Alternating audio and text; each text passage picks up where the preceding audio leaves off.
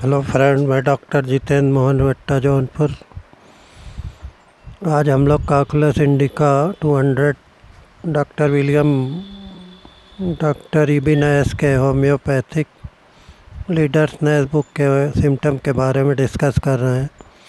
Calculus indica में रोगी के सिर के जो चक्कर होता है और जिस प्रकार के चक्कर आते हैं उनका रूप ब्रायनिया 200 में होने वाले सिर दर्द और चक्कर से बहुत भिन्न होता है।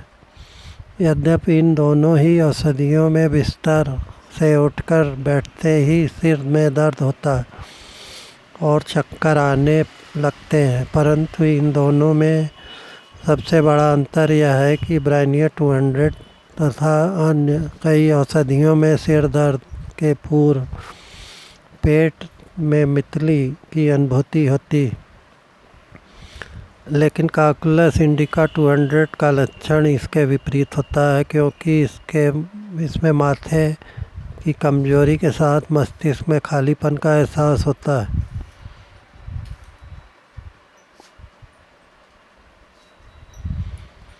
वस्तुतः यह खालीपन दुर्बलता का ही दूसरा रूप है और कैलकुलस इंडिका का एक विशिष्ट सामान्य लक्षण माना जाता है कि यह मस्तिष्क, उदर, आंत, वक्ष, माथा, हृदय पिंड, आमाशय या संक्षेप में सभी आंतरिक भागों में उभरने लगते।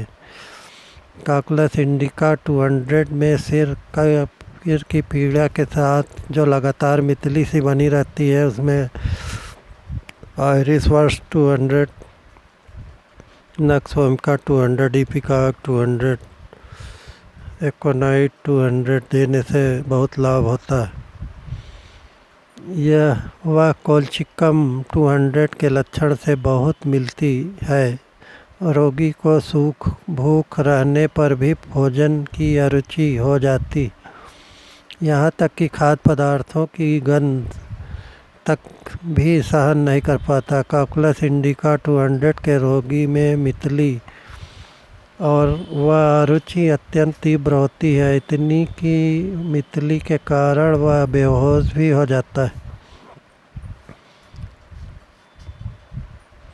साथ ही मुख का स्वाद ऐसा रहता है जैसे उसने कोई धातु चख ली हो। शरीर के सारे स्नायु ही तुरंत सुस्त और अवसन्न नहीं हो जाते, बल्कि मस्तिष्क की मेधा शक्ति भी काफ़ी अवसादग्रस्त हो जाती है। रोगी उदास, विषादमय, उन्मत्त और चिंतातुर हो उठता है और घर में किसी कोने में चुपचाप बैठा रहता है। इस प्रकार की अवस्था स्नायुविक ज्वर में ही विशेष रूप से प्रकट होती है। रोगी घोर अवसाद से घिर जाता है। उदर और जरायु में भी कैलकुलस इंडिका 200 के कई लक्षण प्रकट होते हैं। इनमें से एक है उदर का बहुत अधिक फूलना। यह लक्षण अध्ययनशूल और दर्द भरे मासिक धर्म दोनों में ही दृष्टिगोचर होता है। अध्ययनशूल की यह बहुत ही श्रेष्ठ औषधि है। रोगी को ऐसा महसूस होता है कि उसके पेट में धारदार सींचे या नुकीले पत्थर के टुकड़े भर गए। यह बहुधा आधी रात के बाद उभरता है। पेट में वायु इधर उधर घूमती है और निकल जाने पर भी रोगी को राहत नहीं मिलती, क्योंकि पेट में पुनः नई वायु उत्पन्न हो जाती। हेडेक में नासिया, वर्टिगो में टबैकम 200, कैलकुलस indica 200, colchicum 200, bryonia 200, nux vomica 200, iris versicolor 200 देने से बहुत लाभ होता है।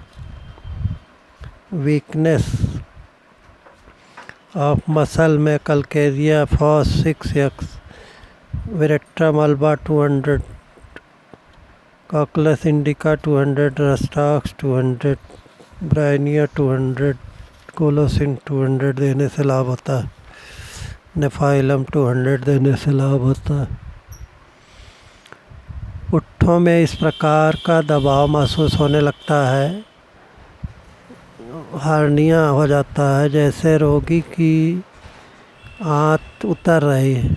दर्द युक्त मासिक धर्म से उदर का प्रसार होने के साथ साथ पसीने, ऐंठने और मरोड़ की तरह पीड़ा होती। यह पीड़ा बहुत तेज़ी से होती है, जिससे रोगी में बहुत कमज़ोरी भी आ जाती। यह कमज़ोरी इतनी अधिक होती है कि रोगी कठिनाई से उठकर खड़ा हो सकता है। उसे चलने फिरने और बोलने में भी कष्ट होता है। कमज़ोरी संबंधी यह लक्षण कार्बो एनिमलिस 30 या 200 में भी मिलता, लेकिन कार्बो एनिमलिस 200 के स्राव में से मरीज बहुत ही दुर्बल हो जाता है। कॉकुलस इंडिका 200 में स्राव का परिमाण बहुत अधिक नहीं होता है और इससे में धीरे धीरे कभी भी आती जाती है तथा उसके बदले में रोगिणी को प्रदर की शिकायत पैदा हो जाती। दो मासिक धर्मों के बीच में रोगिणी में लगभग इसी प्रकार का विकार बढ़ता है।